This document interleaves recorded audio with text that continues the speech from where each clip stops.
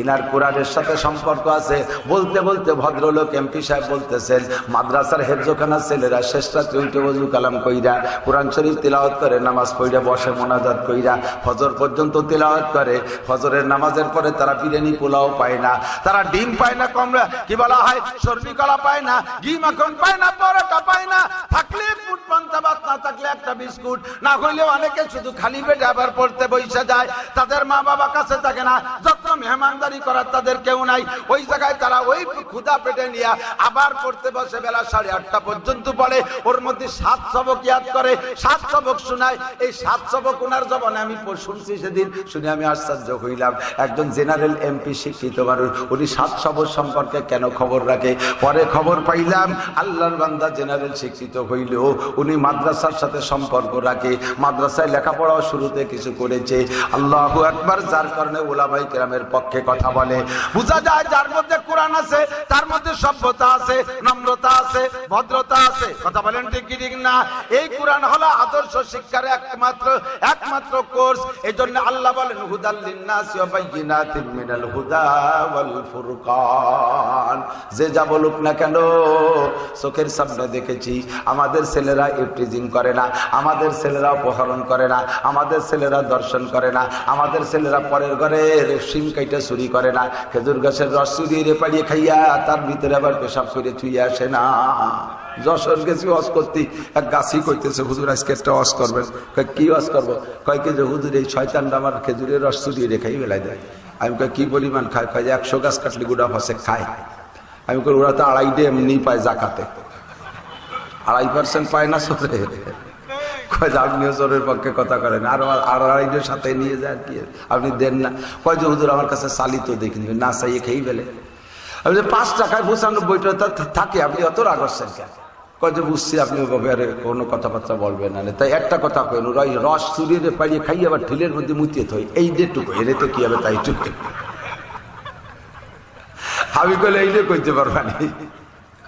আল্লাহর নিয়ামতের সাথে বেয়াদবি করলে আল্লাহর গজবে পড়িয়া যাইবা। কথা কোন ঠিক কি ঠিক না? আমার মাদ্রাসা, আমরা মাদ্রাসায় পড়াই, আমাদের ছেলেপেলেদের দেখলে বোঝা যায় মাদ্রাসার ছেলে 1 মাস যদি মাদ্রাসায় পড়া এরপরে বাড়ি চলিয়া যায়, বাড়ি যে ছোট পোলাপান আরো পোলাপানদের সাথে যদি ল্যাংটা হইয়া কাদার মধ্যে মাছও ধরে, কাদার মধ্যে মাছ ধরতেছে, স্কুলের পোলাপান 20 দিয়া, ওর মধ্যে মাদ্রাসার ছেলে একটা মাত্র 1 মাস পড়িয়া গেছে, সব কয়টাই ল্যাংটা ছোট ছোট পোলাপান। ওর মধ্যে যেটা মাদ্রাসায় মাসখানিক পড়ে গেছে, ওর এই কাদা মাখানো অবস্থা দেখলে চেনা যায় এইটা মাদ্রাসায় পড়ছে। কথা কোন যায় কি যায় না? ও কাদা মাখানো অবস্থায় দেখলে চেনা যায়। ওই 10টা কাদা মাখানো পোলাপান উঠে আইসা দেখবেন একজনের সাথে কথা বলতে গেলে ওর মধ্যে মাদ্রাসায় পড়াটার কথা শুনলে টের পাওয়া যায় মনে হয় মাদ্রাসায় 2-1 লাইন পড়ছে। সীমাহুম ফি ওয়ুজুহিহিম মিন আসারিস সুজুদ। এদের চেহারার ভিতরে সেজদার নূর চমকায়, কোরআনে কারীমের নূর চমকায়। ও স্কুল কলেজ ইউনিভার্সিটির ছেলেরা, তোমাদেরকে খাটো করছি না শোনা, তোমরা লেখাপড়া শেখো, বড় হও, তোমরা বিজ্ঞানী হও, অবশ্যই তোমরা বিজ্ঞানী হও, কিছু না কিছু তোমরা আবিষ্কার করো। একেবারে পড়ে লেখে খালি সার্টিফিকেট নিয়ে চাকরির আশায় ছানা বানিয়ে ঘুরে বেড়াও। খানি গুছাইয়ে এই জায়গা যায় ও জায়গা যায়, এই ছানা বানিয়ে দাঁড়ায় থাকে দিন বই আলে আদি চালাগেন তো বইয়ের পর ছানা বানিয়ে হয় চাকরি। একটু কিছু বানা, কিছু তৈরি কর। আমেরিকারা বানায়, জাপানিরা বানায়, চাইনিজরা বানায়, তারাও যে লেখাপড়া করে তোমরাও সেই লেখাপড়া করো। তারা বানাইয়া দেয়, তোমরা তারে খালি একটু জোড়া তালি দিয়ে শেখো। তোমরা একটা বানাতে পারো না? সরকার কোটি কোটি টাকা তোমাদের পিছনে খরচ করতেছে, মেডিকেল সায়েন্স ইত্যাদি ইত্যাদি সায়েন্স প্রযুক্তি বিশ্ববিদ্যালয়, ওর থেকে কি বানানো শেখছো? একটা সুর বাঁচাও হুটুয়ার আসেও নাই। আমরা যে জগতে আছি এ জগতে আল্লাহর রহমতে আমরা উলামায়ে কিরাম নাম্বার 1। সারা পৃথিবীর আলেমদের ভিতরে, মুহাদ্দিসদের ভিতরে 1 নম্বর মুহাদ্দিস বাংলাদেশের হযরত মাওলানা আব্দুল মালিক সাহেব দাওয়াত বরকাতুল্লাহ। সারা পৃথিবীর আলেমদের ভিতরে চলে গেছেন সবে মাত্র আহমদ শফি সাহেব হুজুর। মক্কা উম্মুল কুরা বিশ্ববিদ্যালয়ে গেছে, বিশ্ববিদ্যালয়ের সমস্ত শিক্ষকরা আহমদ শফি সাহেবকে দিয়ে ক্লাস করাইয়া তারা ছাত্র হয়ে সামনে বসে গেছে। মদিনা ভার্সিটিতে গেছে, আহমদ শফি সাহেবকে ক্লাসে বসাই দিয়া শিক্ষকরা সব ছাত্র হয়ে সামনে বসে গেছে। দারুল উলুম দেওবন্দে গেছে, আহমদ শফিক সাহেবের ক্লাসে বসাই দিয়া সমস্ত শিক্ষকরা সামনে ছাত্রের মতো বসে গেছে। বাংলাদেশে আমরা উলামায়ে কেরাম যেখানে আছি আমরা 1 নম্বর আছি। মক্কা মদিনায় কোরআন শরীফ নাজিল হয়েছে, সে মক্কা মদিনার ছেলেরা আমাদের সাথে পারে না, বাঙালি ছেলেরা সে জায়গায় যে 1 নম্বর হয়ে আসে। কারণ আলহামদুলিল্লাহ, আলহামদুলিল্লাহ। তোমরা যেখানে আছো তোমরা সেখানে থেকে বিজ্ঞানী হও, কিছু আবিষ্কার করো। খালি সারা দুনিয়ায় মুসলমান মাইর খাচ্ছে, তোমরা একটা বোমা বানাই একটা হেনতে মারি দিবা, আমেরিকার তলা খুলি পানির তলে চলে যাবে। কিচ্ছু পারো না। পারছো 3 খেন গাড়ির কথা কই না, 3 খেন গাড়ি বানাইছে নসিমন, করিমন, আলম সাধু, 3 গাড়ির বিজ্ঞানী বাঙালি। তাও কোন কলেজে ভরা পার্টি না। ও বানাইছে কুষ্টিয়ার এক ভদ্রলোক, ওর নিজের নাম আলম সাধু, 1 মায়ের নাম নসিমন আর 1 মায়ের নাম করিমন। 2 মায়ের নামে 2 খান বানাইছে। মায়েরা কয় আব্বা আপনার নামে 1 খান বানান, পরে তার নামে 1 খান বানাইছে, ওখানে নাম আলম সাধু। তোমরা ভরে কি এলিয়া? তবে বড় দোস্ত ডাক্তার হয়, ইঞ্জিনিয়ার হয়, বিজ্ঞানী হও, উলামায়ে কেরামের সাথে সম্পর্ক রাখো, আল্লাহর কোরআনের সাথে সম্পর্ক রাখো, তাহলে তুমি যত বড় হও না কেন তোমার মধ্যে মানবতা থাকবে। আমরা তবলিগওয়ালারা সুন্দর একটা কথা বলে থাকে, এদিক তাকান এদিক তাকান। ইদানিং কালে তো সবই ধনী হয়ে গেছে, পান্তা ভাত কেউ খাইতে চায় না, পান্তা ভাত কেউ খায় না, সব বড় লোক হয়েছে, গরুতিও পান্তা ভাত খায় না। পুকুরি মাছে পান্তা ভাত গালি দিয়ে তুইছি, সেই জায়গায় পানি পচে গেছে, সে মাছের পান্তা ভাত খাই নাই। কাকা তোমরা খাও, আমরা পারবো না খাতে, আমাকে লাগবে ফিশ ফিল, আমাদের লাগবে মাছের যে অরিজিনাল খাবার কারখানাতে চলে তাই দিলি খাবো, ডালিও খাবো না। মাছেও বেড়ে হয়ে গেছে। ছোটবেলায় আমরা খুব খাইতাম পান্তা ভাত, মুরব্বীকে মনে আছে না? পান্তা ভাত কি প্রত্যেকদিন কি গোশ ভাজি দিয়ে খাতেন? ইলিশ মাছ ভাজি দিয়ে, কাঁচা মরিচ আর পিঁয়াজ, কাঁচা মরিচ আর সকালবেলা কাঁচা মরিচ আর পিঁয়াজ দিয়ে পান্তা ভাত খাইয়ে দিন ভরে যত ভালো খান, ঘুরতে ঘুরতে ডেক ছাড়বেন, ডেকের মধ্যে পিঁয়াজের গন্ধ বেরে, গড়গড় করে ডেক ছাড়ছে আর পিঁয়াজের গন্ধ নাকতে পারি। পরে যা খেলাম তা গেল কোন জায়গায়? কয় যে পিঁয়াজ জীবনের দিনের শুরুতে খাইছো, ওর প্রভাব দিন ভরে চলতে থাকবে, ওর প্রভাব সারা দিন চলতে থাকবে। সেম সন্তানকে যদি জীবনের শুরুতে কোরআন পড়ায় দেন, ও ডাক্তার হলেও ঢেকুরির সাথে কোরআন বেরোবে, ইঞ্জিনিয়ার হলেও ডেকের সাথে কোরআন বেরোবে, মন্ত্রী হলেও ডেকের সাথে কোরআন বেরোবে।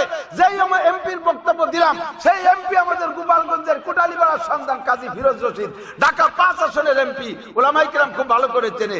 তার বক্তব্য ছিল যে উলামায়ে কেরাম এরা একমাত্র জাতির আদর্শ সন্তান, এদের সম্পর্কে কটূক্তি করার সুযোগ নাই।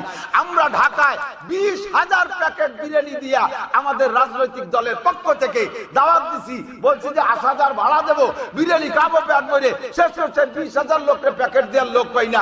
আর আহমদ শফিক সাহেব কেউরে চাইলে না, পয়সা দিল না, 1 টাকা পথ ভাড়া দিল না, তার ডাকে সারা বাংলাদেশ থেকে কোটি খানিক মানুষ চলে আসলো। কথা বলেন ঠিক না? আমার কথা না, আমি হলো সেই কথারে পুনরাবৃত্তি করতেছি। একজন এমপি মন্ত্রী, বোঝা যায় তার জীবনে কোরআন শরীফ খাইছে, পান্তা ভাত খাইছে, পিঁয়াজ দিয়ে, সেই জন্য সংসদে তার ঢেকের মধ্যে কোরআন শরীফ বেরোচ্ছে। কথা বলেন ঠিক কি? আল্লাহ পাক আমাদের সকলকে কবুল করে বলেন আমিন। এর সাথে যে যতটা জড়িয়ে থাকতে পারবেন সে ততটা লাভবান হবেন। এর সাথে যে বিরোধিতা সৃষ্টি করবেন আল্লাহ কিন্তু তাকে ধরবে। আল্লাহ কাইন্না বাচ্চা রব্বিকাল সাদিদ, তোর রবের ধরা বড় কঠিন। আল্লাহ যেদিন ধরবে সেদিন কেউ ছুটতে পারে না। মন্ত্রী বাজে পারে না এবার ছুটতি, এমপিরা পারে নাই ছুটতি, ডাক্তাররা ছুটতে পারে নাই, আর্মি বিডিআর পুলিশ ছুটতে পারে নাই, ওসি দারোগা এসপি ডিসি শুয়ে গেছে একেবারে। আল্লাহ পাক যেভাবে ধরছে, সেই বিশাল বিশাল শক্তিশালীদেরকে ধরছে, আল্লাহ ধরা থেকে ছুটতে পারবি না। এই মসজিদ মাদ্রাসা এগুলো হলো পাথরের পাহাড়। জোরে বলেন কি? পাথরের পাহাড়। বলেন কি? পাথরের পাহাড়। পাথরের পাহাড়। আপনারা যারা গেছেন তারা দেখছেন, না যারা গেছেন তারা দেখেন নাই। একটু বলি, সৌদি আরবে প্রচুর পাথরের পাহাড়, ও দেশে মাটির পাহাড় নাই। মালয়েশিয়ার দিকে মাটি পাথর মিশ্রিত, তার গা ভরা খুব গাছপালা ভরা, খুব জঙ্গলি এলাকা। সৌদি আরবের পাহাড়ের গায়ে গাছপালা নাই, শূন্য শূন্য ছোট ছোট বাবরা গাছের মতো কুটি কুটি একটু টুয়ায়, তা আবার থাকে না, শুকোই মুড়ি টুড়ি যায় একেবারে। এখন ওই বড় বড় পাহাড়ের নিচে দিয়ে আবার ছোট ছোট জুরো পাথর আছে। আগে ওই যে কোন সৈতিয়ে ডেলা, মুরব্বীরা মনে আছে সৈতিয়ে ডেলা, চৈত্র মাসে বিলির ভিতরে চাষ দিলে বড় বড় ইটেল হতো না, ডেলা, এইরকম ডেলা সাইজের বহুত পাথর নিচে দিয়ে। এখন বড় পাথরেরটা দেখার জন্য এরকম উপর দিকটা মাথার দিকটা কাছেন আর হাঁটতেছেন, উরি বাবা কত উঁচু, উরি সুবহানাল্লাহ কত উঁচু, এই দেখতেছেন আর উপর দিক দিয়ে হাঁটতেছেন, কিন্তু নিচে যে ছোট পাথর রয়েছে বেলানো ও খেয়াল নাই। ওর সাথে হোসট লাগিয়ে বুড়ি আঙ্গুলির মাথা ফাইটি একেবারে সেগায় গেছে, নখমক সব উল্টি উল্টি গেছে। এখন রাগ সলসলায় রাখতে পেরেছে। এখন আপনি রাগ হয়েছিল ওই বড় পাহাড়ের উপরে, শয়তান পাহাড়, তুই এই জায়গায় রয়েছিস বিদায় তোর নিচে যে ছোট পাথর, তোরে আমি দেখাচ্ছি দাঁড়া।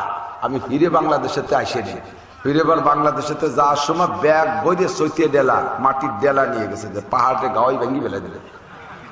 যাইয়া এই পাহাড়ের নিচে যাইয়ে সেই ইটির মাটির ডেলা দিয়ে পাহাড়ে গাই শুরু করছে। প্রত্যেক গাইতে গাইতে তো পাহাড় ভেঙে যাবে, কথা কয় না?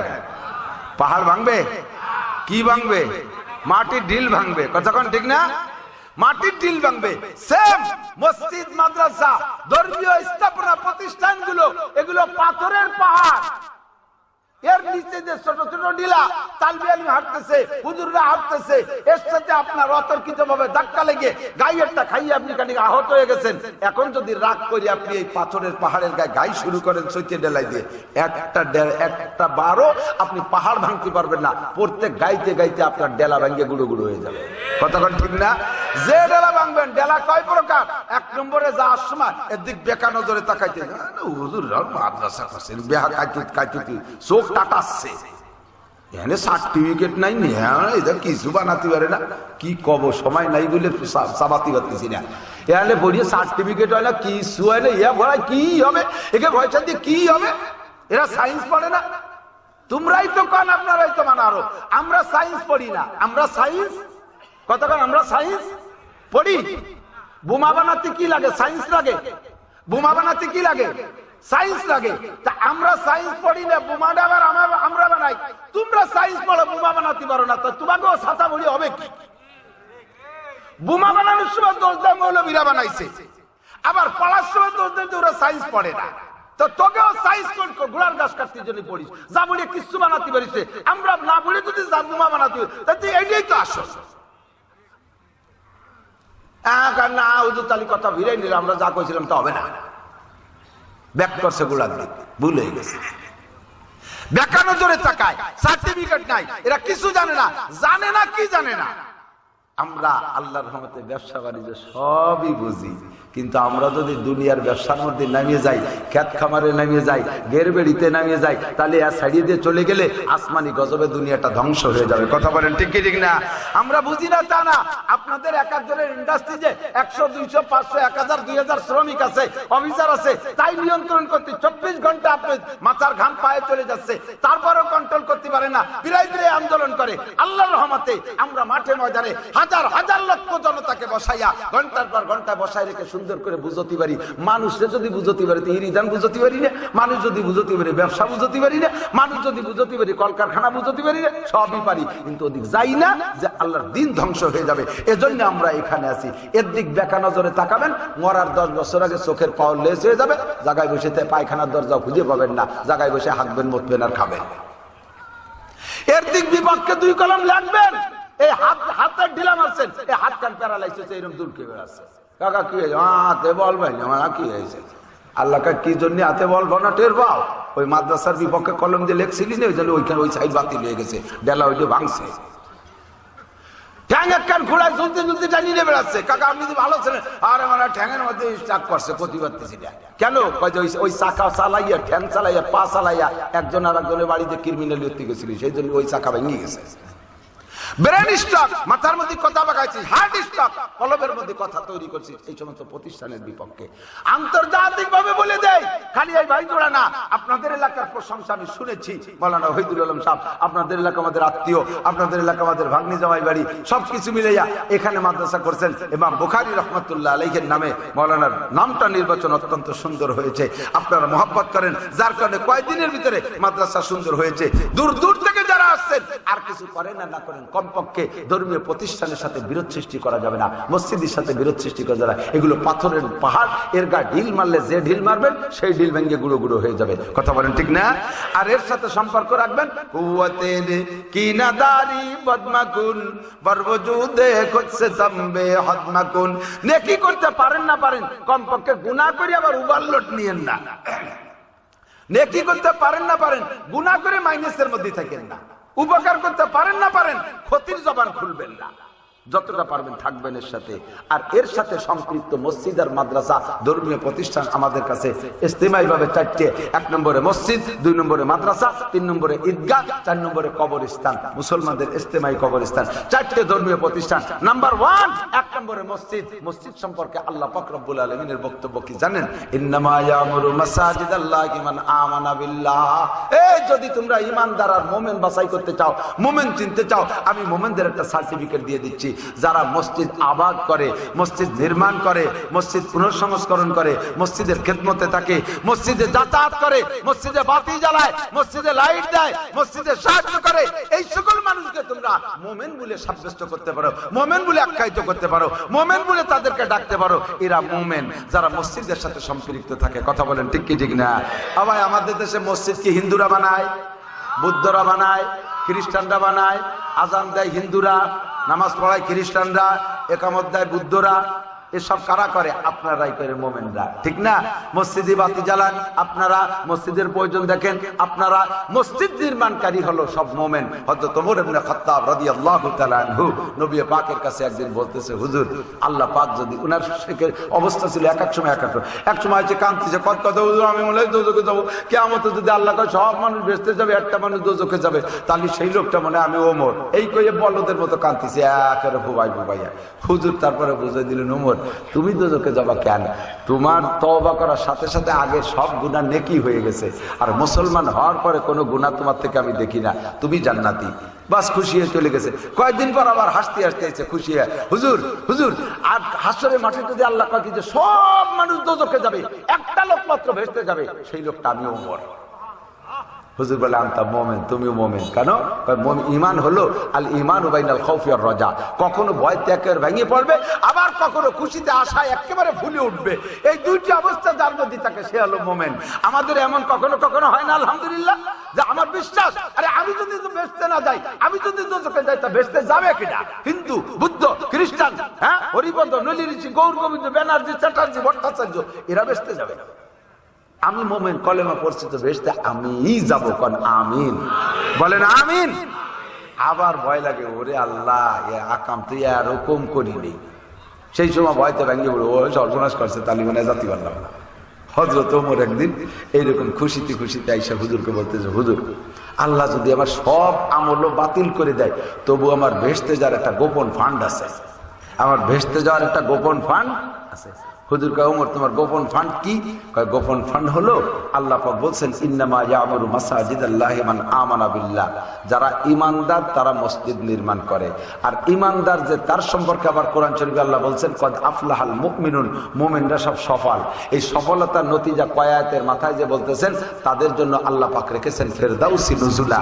তারা জান্নাতুল ফেরদাউসে থাকবে, মেহমানদারি করবে স্বয়ং আল্লাহ। তাহলে মুমিনের পুরস্কার জান্নাতুল ফেরদাউস।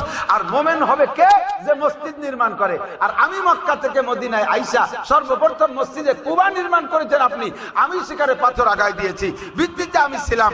এরপরে আইসি মসজিদে নববীতে, এই মদিনায় আসছি, এ জায়গায় এসে মসজিদে নববী নির্মাণ করছেন। আমার ভালো করে মনে আছে, আমি জামার কোরসে কইরা, আমার কাপড়ের আঁচলে কইরা আমি পাথর আগায় আগায় দিয়েছি। আর আপনারা সবাই সেই পাথর দিয়ে কাজ করেছেন। এই মসজিদ নির্মাণের কাজে আমি, ও মসজিদ নির্মাণের কাজে আমি, পরে মসজিদে জুমা নির্মাণ করেছেন, ওখানে আমি সহযোগিতা করেছি। কয়েকটা মসজিদ নির্মাণে আমি সহযোগিতা করেছি। কাজেই আমার বিশ্বাস আল্লাহ পাক আমাকে মোমেন বলে ডাক দিবেন, কারণ মোমেনরাই মসজিদ নির্মাণ করে। আমি যদি মোমেন না হইতাম, আল্লাহ আমাকে দিয়ে কাজ করাইতেন না। সুতরাং আমার এই গোপন ফান্ডের ওসিলায় আল্লাহ পাক আমাকে জান্নাতে দেবেন। যেরকম সুবহানাল্লাহ, যেরকম সুবহানাল্লাহ। তাহলে এইরকম একটা, আমারও একটা গোপন ফান্ড থাকা দরকার আছে না নাই? গোপন ফান্ড দরকার থাকার আছে দরকার আছে না নাই? কথা বলেন। আরে ভাই, দুনিয়া যা কিছু করি প্রত্যেকটার ভিতরে, অধিকাংশের ভিতরে রিয়া, শিরক ফিল ইবাদত। চরমুনাই যাই বছরে 2 বার, আইসে গল্প দেয়, আমার যেদিন থেকে চরমুনাই যা শুরু করছে সেদিন থেকে চরমুনাই মিস নাই। এক পদ দরকার কি? গেছে তো তোমার লাভ করতে, তো তুমি কও কার কথা কন? হুজুর চাচা আপনি যে দাড়ি রাখছেন ভালো দাঁড়িয়েছে তো? না, যে বয়স হয়েছে এখন দাড়ি না রাখলে মানসি কি কয়? তা দাড়ি রাখা একটা ইবাদত, এটা আল্লাহ আল্লাহ রসুলের জন্য রাখে নাই, রাখছে হলো মানসি কি কয় সেই ভয়তে। এটা শিরক হয়ে গেছে ইবাদতের মধ্যে। দাড়ি ওদিকে রাখা হয়ে গেল, ওদিকে তুমি নেকি পাইলে, আরো মুশরিক হয়ে গেলে। কাকা আপনি তো আগে প্যান্ট শার্ট পরতেন, এই যে জামা জুব্বো পাগড়ি পুড়ি পরেন যে, না আর নাকি প্যান্ট শার্টের বয়স আছে, যদি পাঞ্জাবি টুপি টাপা একটু না পরি মানসি কি কয়? এই যা ফরছে সব মানসি কি করে ভয়তে, একটাও আল্লাহর জন্য করে, এগুলো সব শিরিক হয়ে গেছে। একটা গোপন পান, নির্জনে একটা গোপন পান করেন, কে করলো না করলো এটা দেখার বিষয় না, নির্জনে একটা গোপন পান করেন, কিয়ামতে সবচাইতে বেশি কাজে লাগবে আল্লাহর রহমতে আপনাদের এই মসজিদের খেদমত, যেটা এইটা মসজিদের খেদমত। সেকেন্ড কাজে লাগবে মাদ্রাসার খেদমত। কথা বলেন ঠিক কি ঠিক না? আমি সময় কম বিদায় প্রত্যেকটা কথা ব্রেক করে করে থামিয়ে গেছি। আমার সময় আমি নির্দিষ্ট সময় উপস্থিত হওয়ার চেষ্টা করি জায়গা মতো। গত বছরে আগের বছর মনে এখানে মসজিদের আলোচনা করেছিলাম না, মসজিদ ভিত্তিও করেছিলেন, যে কোনো কারণে ভিত্তিটা একটু এলোমেলো হয়ে গেছে। আবার এবছর আল্লাহর এক বুজুর্গ বর্তমানে বাংলার জমিনে সাইনবোর্ড আর ব্যানার অনেকের নামেই থাকে, সেটা বিষয় না। তবে উলামায়ে কিরাম, সবচেয়ে বড় শীর্ষ উলামায়ে কিরাম যেই পিসাবের সাথে যোগাযোগ রাখে, ওই পিসাবটা অতই ঊর্ধ্বের মানুষ। প্রত্যেকটা ডিপার্টমেন্টাল চেনে যে ওই ডিপার্টমেন্টে বড় কে। কথা কন, আপনারা যদি আমরা যদি বলি যে ঢাকা খুলনা বিভাগের মধ্যে সবচেয়ে বড় ডাক্তার কে, এইটা আমি আপনি পাবলিকরা বলতে পারবো না। এটা সবচেয়ে ভালো বলতে পারবো না ডাক্তার যারা, তারা। কথা কন না কেন? পুলিশের ভিতরে সবচেয়ে ভালো পুলিশকে, এটা আমরা বলতে পারবো না, পুলিশে চাকরি করে যারা, তারা পারবে। ঠিক কি ঠিক না? উলামায়ে কিরামই ভালো বোঝে সহি পীর, বড় পীর, এলেমওয়ালা পীর, আমলওয়ালা পীর, আখলাকওয়ালা পীর, কামেল পীর কে, এটা উলামায়ে কিরাম ভালো বোঝে। এই বাংলাদেশের শীর্ষ উলামায়ে কিরাম যারা শাইখুল হাদিস, শাইখুল হাদিসের উস্তাদ, এইরকম বড় বড় মুফতি মুহাদ্দিস শাইখুল হাদিস, যেই পিসাবের কাছে বায়াত প্রফেসর আব্দুল হামিদ সাহেব, না হামিদুর রহমান সাহেব হুজুর দামাত বরকাতুল আলিয়া, আপনাদের এখানে আইসা এই মসজিদের ভিত্তিকে আবার পুনরায় নতুন করে পিলারে একটা হাত দিয়ে গেছেন। ইনশাআল্লাহ আমরা কেউ যদি এর সাথে না থাকি, আমার বিশ্বাস যে ওলি আল্লাহর কদম যেখানে পড়ে, হাত যেখানে পড়ে, আল্লাহ তাআলা ওই ওলি আল্লাহকে বেইজ্জত করেন না, কোনো না কোনো ভাবে ওই মসজিদ হয়েই যায়, ওই প্রতিষ্ঠান হয়েই যায়। আমার বাড়ির মাদ্রাসায় আসছে সৌদি আরবে থেকে, এখন এই ছোট্ট একটা কথা বলি, আমি কথা সে চলে যাচ্ছে জায়গা মতো। আমার বাড়ির মাদ্রাসায় যে জায়গা আমি বিল্ডিং করব, সেই জায়গার জন্য বহুত যুদ্ধ জিহাদ করতেছি। সৌদি আরবে থেকে শেখ আলী মারজুক রেফাই উনি আসছেন, ওনাকে বললাম যে শেখ আপনার পছন্দ মতো এই যে মাদ্রাসার বাউন্ডারি আমি বিল্ডিং করবো, আপনার পছন্দ মতো একটা জায়গায় কোপ দেন। আমাদের প্ল্যান হলো মাদ্রাসার মাঠের পশ্চিম পাশে বিল্ডিং শুরু করব। উনি সেদিক না যাইয়া মাদ্রাসার পূর্ব পাশে এসে এক জায়গা কোপ দিয়ে ধুয়ে 2 কেন ইট বসায় দিয়ে চলে গেছে। এখন এই নিয়ে দ্বিধাদ্বন্দ্ব চলতেছে, কোনোভাবেই আমি সেই পশ্চিম পাশের জায়গার গ্যাঞ্জাম মিটাতে পারলাম না। আল্লাহর বান্দা যে জায়গায় ইট রেখে গেছে, সেই জায়গায় আমার 100 ফিট দোতলা বিল্ডিং হয়ে গেছে। তখন মুরব্বীরা সবাই বললেন যে কারণ কি, এর কারণ কি? যে কারণ হলো নানুপুরি হুজুর সুলতান আমার নানুপুরি হুজুর রহমাতুল্লাহ আলাইহি আইসেও এই জায়গায় বসতেন, এই জায়গায় দেখাইতেন, এই জায়গায় বিল্ডিং এর কথা বলতেন। কাজেই তোমরা হাজারো চেষ্টা করে জায়গা নড়াতে পারবা না। বুজুর্গানে দিনের হাতের ওসিলায় আল্লাহ তাআলা ওই সময় দোয়াটা কবুল করে নেছে। একে চশমে জাদান গাফেলা যা শাহনাবাসী শায়াদ কে নে গা কুনাদা গাহনাবাসী, আল্লাহ পাকের দোয়া কবুল করার বিশেষ বিশেষ সময় থাকে। ওই যে যে কথা বলে সেই দোয়াটা, সেই কথাটা কবুল হয়ে যায়, যে যে কাজ করে সেই কাজটা কবুল হয়ে যায়। বুজুর্গানে দিনের কদমের বরকতে আল্লাহ পাক ওই জায়গাটারে কবুল করে নিয়ে ফেলে। কাজে আমার বিশ্বাস আমরা কেউ যদি সাথে নাও থাকি তবুও মসজিদ হয়ে যাবে। তো মাদ্রাসার মসজিদ কেমন মসজিদ? বহুত মসজিদ আছে যে মসজিদে সহি মুসল্লির অভাব আছে। আর মাদ্রাসার মসজিদ দেখবেন একটু পরে ছোট ছেলেরা জুমর নামাজ পড়ে দেখাবে, যাদের পর নামাজ ফরজ হইনে না বলে ওরাও জুমর ইমামতি করতে পারে, ওদের নামাজ শুদ্ধ, ওদের কিরাত শুদ্ধ, তেলাওয়াত শুদ্ধ। এই মসজিদ মানে খালি মসজিদ না, এর ভিতরে কোরআন শরীফ তেলাওয়াত চলবে, ছাত্ররা কিতাবাদি পড়বে অবিরাম কিয়ামত পর্যন্ত। আপনার ফান্ডে আল্লাহর কসম, আল্লাহ 99 নামের কসম, আপনার আমল নামায় এখান থেকে নেকি যাইতে তালে থাকবে সুস্থভাবে অল্পক্ষণের ভিতরে। আমি দেখতে চাই একজন মানুষ যদি এখন উঠে হাঁটা দেয়, এই কালেকশনের সময় ভাব দেখলে মানুষ একটু নড়াচড়া করে, হুজুরির ওয়াজ আজকে এই পর্যন্ত শেষ, চল যাই আমরা যাই চানাচুর বাদাম খাইয়ে আসি। আবার দেখবেন আজান আর এক ঝামেলা, আইছিলাম একটু ওয়াজ শুনতে, তার নামাজের এক ঝামেলা বাধাই দিল, অনেকের আবার বিরক্ত ঠেয়। এইছিলাম একটু ওয়াজ শুনতে, তার নামাজের এক ঝামেলা বাধাই দিল, নামাজ একটা ঝামেলা মনে করে। এইগুলি হাঁটা দেবে। যেই লোকটাই এখন উঠে কদম নাড়াবে, বুঝবো যে ওই লোকটা মসজিদের বিপক্ষের লোক। আমরা সবাই ডাকে দেখাবো যে ওই দেখো মসজিদের বিপক্ষের লোক, ওইটা ফ্রান্সের ম্যাক্রনের দলের লোক চলে যাচ্ছে। আর এত তাড়াতাড়িকের পেশাবও আসে নাই। যদি কেউ পেশাব আসে 1 আঙ্গুল দেখাবেন, আমি বলবো উনি 1000 ইট দেবে এই মসজিদে, অথবা 1000 টাকা দেবে। যদি যাইতে হয় এক আঙ্গুল দেখাই 1000 ইট অথবা 1000 টাকা দিয়ে যাইতে হবে, সবাই কম অল্পক্ষণের ভিতরে। আল্লাহ পাক আমার টাকা আমার পয়সা কবুল করছে, এর একটা প্রমাণ হলো আল্লাহ যদি আমার টাকা ভালো জায়গা নাই, টাকা তো কামাই করি, চোরে খেয়ে যায়, গুন্ডই খেয়ে যায়, নুচ্ছই খেয়ে যায়, ফাঁকিবাজে খেয়ে যায়, মারিক মেনে খাইয়ে যায়, সেগুলো জায়গা মতো যাই নেই। যে টাকাটা আমার ভালো কাজে লাগছে ওই টাকাটাই জায়গা মতো লাগছে। কথা কোন ঠিক না? হুজুর অনেক ভালো ভালো জায়গায়, উনি ঢাকায় মাদ্রাসা আছে, পিরোজপুর মাদ্রাসা আছে, আরো অনেক কিছু করেছেন, ফাঁকে একটু অর্থনৈতিক ক্ষতিগ্রস্ত হয়েছেন, আবারও আল্লাহর রহমতে জায়গা মতো চলে আসবে ইনশাআল্লাহ। দান করবেন। ওলামাই কিরামের পয়সা হলে এরা কৃপণ না, ওলামাই কিরামের পয়সা হলে কৃপণ না আল্লাহর রহমতে। আজকে আমার মাদ্রাসার রিপোর্ট আমাকে দেখাইলে সাফাইতে যাবে, কেশিয়ার সব দেখাইলেন। গত বছর পারিনি সাফাতে করোনার কারণে, গতবার আর এবার মিলে এই 2 বছরে 22.5 লক্ষ টাকা আমার টাকা আমার মাদ্রাসায় দেওয়া আল্লাহর রহমতে, 22.5 লক্ষ টাকা। অনেকে মনে করে মোটাটা ওইদুল আলম কামাইরে নিয়ে কি এলে, এ টাকা থই কোন জায়গা, ওনাকে বাড়ি থই না, আর এক জায়গা কেন থই, এইগুলো টেনশন করে। ওলামাই কেরামের টাকা রাখার জায়গা আছে। আলেমদেরকে যদি আল্লাহ টাকা দেয় তাদের কলিজা অনেক বড়। পাবলিক সেভাবে আপনারা হইতে পারেন নাই, পারবেন না, তবে চেষ্টা করেন যার যে অর্থ আছে কবুল হয়েছে এটা প্রমাণ করে দেখাইয়া। উপস্থিত যারা আছেন এই মসজিদের নির্মাণ কাজে হযরত ওমর ইবনে খাত্তাব, ইব্রাহিম খলিলুল্লাহ, নবী পাক সাল্লাল্লাহু আলাইহি ওয়াসাল্লাম, ইসমাঈল জবিহুল্লাহ, ইনরা সব কাবা নির্মাণ এবং মসজিদ নির্মাণের সবচাইতে বড় নেতা। এনাদের সাথে জান্নাতি হবেন। মোহাব্বত করে একটা লোক সর্বপ্রথম দাঁড়িয়ে বলবেন যে ইনশাআল্লাহ এই মসজিদে আমি ইনশাআল্লাহ 1 গাড়ি ইট দেব। 1 গাড়ি আমাদের ওদিকে 2000-এ 1 গাড়ি বলে, 2000-এ 1 গাড়ি বলে।